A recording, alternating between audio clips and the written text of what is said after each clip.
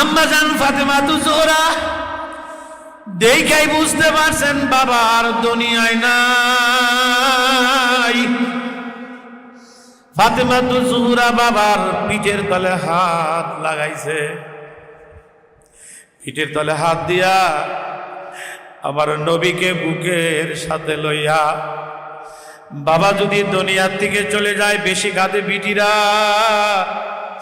ফাতেমাতুজ জোহরা বুকের সাথে লাগাইয়া কপালে চুমো দিয়া ডাকদা বলতেছেন, বাবা কই যান, আমি ফাতেমাতুজ জোহরা কার কাছে থাকবো? এ মুসলমানেরা চোখের পানি সারিয়া দাও রে বাবা, কি ঘটনাটা ঘটতে গেল? ফাতেমাতুজ জোহরা যখন কান্না শুরু করছেন, বাবারা এই কান্নার আওয়াজ যখন আপনার বাইরে চলে গেছে, সাহাবায়ে কেরাম বুঝতে পারছেন নবী আর নাই। মসজিদে নববীর মধ্যে কান্নার রোল পড়িয়া গেছে, সব সাহাবীরা গড়াগড়ি করে কাঁদতেছেন। ওমর ফারুক রাদিয়াল্লাহু তাআলা এত বড় রাগী মানুষ, উনি তলোয়ার নিয়ে পাগলের মতো ঘোরে আর কয় কে বলবি নবী মারা গেছে, আমি তার গর্দান কাইটা বলাবো আমার নবী মরে নাই।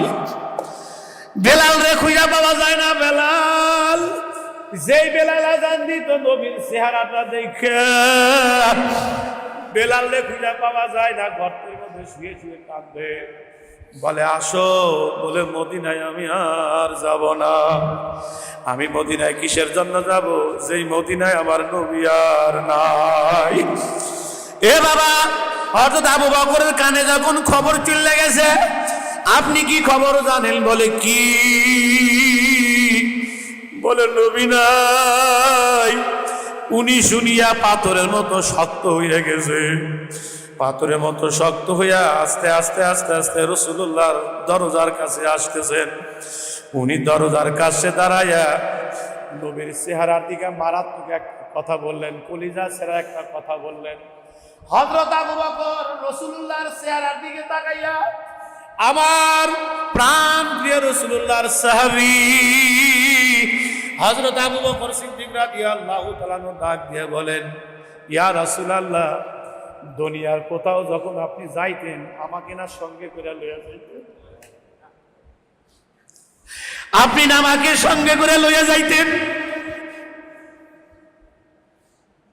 আপনার চক্ষুখানা বন্ধ কেন? আপনি কথা বলেন না কেন?